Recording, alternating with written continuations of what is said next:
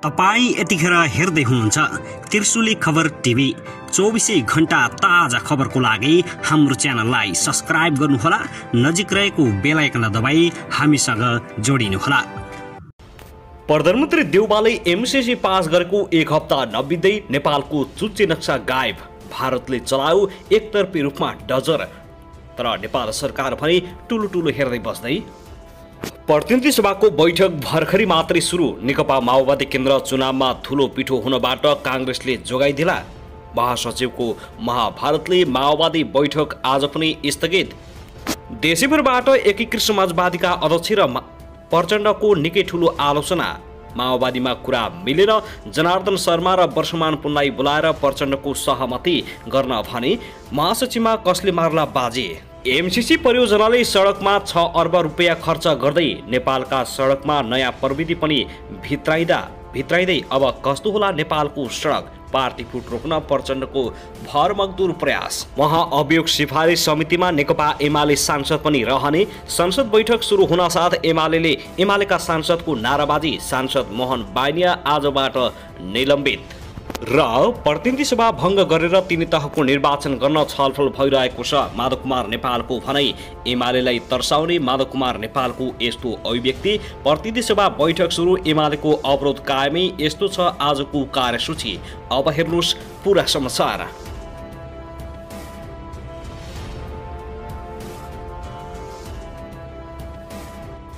दर्शकबिन नमस्कार, तपाईलाई हार्दिक स्वागत छ हाम्रो च्यानल त्रिशुली खबर टिभीमा। यदि हाम्रो च्यानललाई अहिलेसम्म सब्स्क्राइब गर्नु भएको छैन भने सब्स्क्राइब गरी नजिक रहेको बेल आइकन दबाई हामीसँग जोडिनुहोला। दर्शकबिन फेरि पनि हामी तपाईहरुमाझ निकै महत्त्वपूर्ण खबरका साथ उपस्थित भइसकेका छौं। यो भिडियोलाई अन्तिमसम्म हेरी हामीले साथ दिनुहोला। दर्शकबिन हाम्रो मेहनतको लागि एउटा सानो लाइक गर्न भने नभुल्नुहोला। कहाँदेखि हेर्दै हुनुहुन्छ, के भन्न चाहनु छ, तपाईको मनमा लागेको प्रतिक्रिया अवश्य पनि कमेन्ट गर्न नभुल्नुहोला। दर्शकबिन पछिल्लो समयमा एमसीसीका कारण नेकपा माओवादी केन्द्र उथलपुथल भएको छ, फुटको सङ्घारमा पुगेको छ। माओवादीको पदाधिकारी चयनमा लफडा मचिएको छ। आजको केन्द्रीय कमिटी बैठक पनि स्थगित गरिएको छ। वरिष्ठ नेता नारायण काजी श्रेष्ठले एमसीसी पास जबरजस्ती गरेको भन्दै प्रचण्डको आलोचना गरिसके माओवादीबाट अलग हुने लगभग निश्चित प्राय गरेका छन्। यो विषयमा तपाईको धारणा के छ? एमसीसीले कतै फुट ल्यायो त कतै एकजुट ल्याएको छ, कतै खुसियाली छ त प्रचण्डलाई निकै दुःख पनि भएको छ। यो विषयमा तपाईको धारणा के छ? आफ्नो धारणा कमेन्ट गर्न नभुल्नुहोला। दर्शकबिन आउनुहोस् अब पहिलो खबरतर्फ लागौं। नेकपा माओवादी केन्द्रको आज बस्ने भनिएको केन्द्रीय कमिटी बैठक स्थगित भएको छ। आइतबार बिहान 11 बजेका लागि तय गरिएको बैठक दिउँसो 2 बजेसम्मका लागि सारिएको थियो। आज बैठकमा अध्यक्ष पुष्पकमल दाहाल प्रचण्डले एमसीसी बारे उठेका प्रश्नको जवाब दिने, केन्द्रीय कमिटीको पूर्णता, पदाधिकारी चयन, स्थायी र पोलिटी ब्युरो गठन गर्ने एजेन्डा तय गरिएको थियो। तर पदाधिकारी चयनमा नेताहरूबीच भागबण्डा नमिलेपछि भोलि बिहान 11 बजेसम्मको लागि बैठक स्थगित गरिएको नेकपा माओवादी केन्द्रका केन्द्रीय सदस्य रामप्रसाद सापकोटाले जानकारी दिएका छन्। गत पुस 18 गते सम्पन्न नेकपा माओवादी केन्द्रको 8औं महाधिवेशनले 236 केन्द्रीय सदस्य चयन गरेर 63 जना केन्द्रीय सदस्यपछि चयन गर्ने गरी अपूर्व केन्द्रीय समिति घोषणा गरेको थियो। त्यसपछि पुस 19 गतेको केन्द्रीय समितिको पहिलो बैठकले पुष्पकमल दाहाल प्रचण्डलाई अध्यक्षमा निरन्तरता दिने निर्णय गरेको थियो। माओवादीमा अध्यक्ष बाहेकका अन्य पदाधिकारी पद हालसम्म खाली छन्। माओवादीको पदाधिकारीमा 1 जना अध्यक्ष, 1 जना वरिष्ठ उपाध्यक्ष, 7 जना उपाध्यक्ष, 1 जना महासचिव, 2 जना उपमहासचिव, 3 जना सचिव र 1 जना कोषाध्यक्ष रहने प्रावधान रहेको छ। तर अहिले अन्य पदभन्दा पनि चासो सो पार्टीमा महासचिवको बन्ने भन्ने विषयमा सबैको हानथाप देखिएको छ।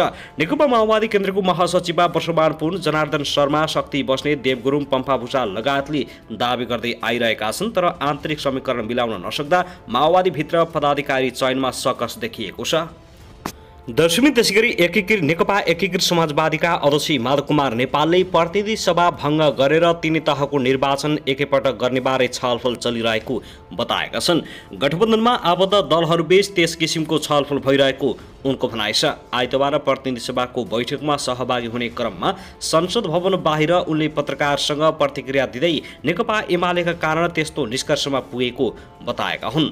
एमाले संसद पनि चल्न नदिने, संसदमा गन्जाघोल कायम राख्ने, पङ्गु बनाउने र हामीलाई पनि दुःख दिने काम गरिरहेको छ। यस्तो अवस्थामा संसद विघटन गरेर अरूले निर्वाचनमा जानु नै उत्तम हुन्छ, अध्यक्ष नेपालको भनाइ छ। उनले त्यसपछि न संसद रहने न ओलीको वितण्डा रहने बताएका छन्। नेकपा एमाले गत भदौदेखि संसद अवरोध पार्दै आइरहेको छ। नेकपा एमालेका सांसदले 6 महिनादेखि संसद बैठकमा अवरोध जारी राखेका छन्। आज आइतबार बसेको प्रतिनिधि सभा बैठकमा पनि एमालेका सांसदहरूले नाराबाजी गरेर अवरोध गरेका छन्। गत 23 भदौदेखि संसद बैठकमा अवरोध गर्दै आएका उनीहरूले आज आइतबार पनि बैठक सुरु हुने बित्तिकै अवरोध गरेका हुन्। त्यसैगरी यता भने भर्खरै मात्रै प्राप्त समाचार अनुसार प्रधान न्यायाधीश सोलेर शमशेर जबरा विरुद्धको महाअभियोग प्रस्तावलाई प्रक्रियामा लैजान प्रमुख प्रतिपक्षी दल नेकपा एमाले पनि सहमत भएको छ। प्रतिनिधि सभा कार्यव्यवस्था परामर्श समितिमा आफ्नो अडानमा यथावत रहँदै उपस्थित नभए पनि महाअभियोग सिफारिस समिति गठनमा भने सहमति जनाएको हो। नेकपा एमालेको सहमतिमा कार्यव्यवस्था परामर्श समितिले 11 सदस्यीय महाअभियोग सिफारिस समिति संसदलाई प्रस्ताव गरेको छ। यद्यपि नेकपा एमालेको अवरोधका कारण प्रतिनिधि सभा बैठकमा समिति गठन प्रस्ताव पेश हुन सकेन। कार्यव्यवस्थाले प्रस्ताव गरेको समितिमा नेकपा एमालेबाट 4 जना सदस्य राखिएको छ, जसमा उपाध्यक्ष विष्णु पौडेल, लालबाबु पण्डित, शिवमाया तुम्बा हाम्फे र कृष्णभक्त पोखरेल रहेका छन्। एमाले प्रमुख सचेतक विशाल भट्टराईले आफूहरूको सहमतिमै महाअभियोग सिफारिस समिति गठन गर्ने निर्णय कार्यव्यवस्थाबाट भएको जानकारी दिएका छन्।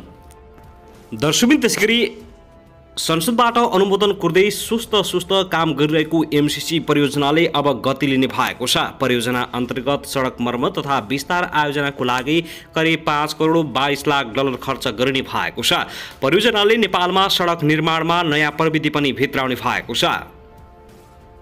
मिलेनियम च्यालेन्ज कर्पोरेसन एमसीसीसँग भएको परियोजना सम्झौता अनुसार पूर्व पश्चिम राजमार्गको 77 किलोमिटरको सडक बन्ने निश्चित भएको मिलेनियम च्यालेन्ज अकाउन्ट नेपाल विकास समिति एमसीएले जनाएको हो। सडकका लागि एमसीसीले 5 करोड 22 लाख अमेरिकी डलर 6 अर्ब 39 करोड रुपियाँ लगानी गर्नेछ। सडक मर्मत आयोजना मुख्यतया दाङ जिल्लामा पर्ने पूर्व पश्चिम राजमार्गको खण्डमा बन्दैछ। सडक मर्मतको परीक्षणका काम राजमार्गको धानखोलादेखि लमईसम्मको सडक खण्डमा गरिने भएको छ। लमई परियोजना 77 किलोमिटर सडक नयाँ प्रविधिबाट बन्ने भएको हो। एमसीए नेपालले लमईदेखि शिवखोलासम्मको थप सडक मर्मत कार्य सम्पन्न गर्ने भएको छ। हाल मर्मत कार्यका लागि प्रस्ताव गरिएको पूर्व पश्चिम राजमार्गको सडक खण्डको लम्बाइ करिब 77 किलोमिटर छ। सुरुमा सडकका लागि कम्प्याक्ट सम्झौता गर्दा 305 किलोमिटर निर्माण गर्ने गरी पहाडी मार्गहरूमा लिएको थियो, तर सरकार आफैले पूर्व पश्चिम राजमार्ग विस्तार गरिरहेको छ। त्यसैले आयोजनामा पर्ने शिवखोलादेखि धानुखोला भित्रमा 77 किलोमिटर मात्र मर्मत तथा निर्माण गर्ने योजना अगाडि सारिएको छ। यसको लक्ष्य भरे 100 किलोमिटरको राखिएको छ, तर बजेटले कति सपोर्ट गर्छ सोही बमोजिम सडक विस्तारको काम हुनेछ। एमसीएका प्रवक्ता राजीव दाहालले भने सडक नयाँ बनाउने होइन। साथै सम्झौताको 4 वर्षपछि संसदीय अनुमोदन मार्फत एमसीसी परियोजना कार्यान्वयनको बाटो खोलेर अमेरिकाको विश्वास जित्न सफल भएका प्रधानमन्त्री शेरबहादुर देउवालाई एमसीसीका कारण थप चिसिएको छिमेकी चीनसँगको सम्बन्ध सुधार गर्ने चुनौती खडा भएको छ। देउवा सामु तोकिएकै समयमा स्थानीय तहको निर्वाचन गराउने र तिनै तहको चुनावसम्म सत्ता गठबन्धन जोगाउने चुनौती पनि छ। सत्तारूढ काङ्ग्रेसकै नेताहरू असन्तुलित परराष्ट्र नीतिका साथ सत्ता सहयात्री दलहरूको राजनीतिक एजेन्डा सम्बोधन गरेर अगाडि बढ्न भने देउवाका लागि कठिन देखिएको छ। चीन र भारतसँग सम्बन्ध बिग्रेकै अवस्थामा गत असार 29मा देउवा प्रधानमन्त्री बनेका थिए। सत्ताको नेतृत्वमा पुगेपछि देउवा भारतसँगको सम्बन्ध सुधारमा प्राथमिकता दिँदा चीनप्रति उति चासो राखेका छैनन्। भारतका लागि रिक्त राजदूत पठाउन हतारो गरेका उनले चीनका लागि राजदूत सिफारिस पनि गरेका छैनन्। चीनका लागि राजदूत माओवादी कोटामा राखिएको एक नेताले जानकारी दिएका छन्। देउवाले भारतसँग सम्बन्ध बढाउन गत असोजमा दुई देशका सत्तारूढ पार्टीका नेताहरूबीच भ्रमण आदान प्रदान गरेका थिए। भारतीय जनता समाजवादी पार्टी विदेश विभाग प्रमुख विजय चौथावाईले नेपाल भ्रमण गरेर फर्के लगतै देउवाले आफ्नो विश्वासपात्र पूर्व परराष्ट्र मन्त्री प्रकाश शरण महतको नेतृत्वमा 3 सदस्यीय टोली भारत पठाएका थिए। भारतले एकतर्फी रूपमा कालापानी लिपुलेकमा डोजर चलाउँदा पनि यसमा पनि मौन बसेका छन् भने चीनप्रति आक्रोश व्यक्त गरेका छन्। नेकपा एमालेले चुच्चे नक्सा गाय पार्न खोजेको आरोप लगाएको छ।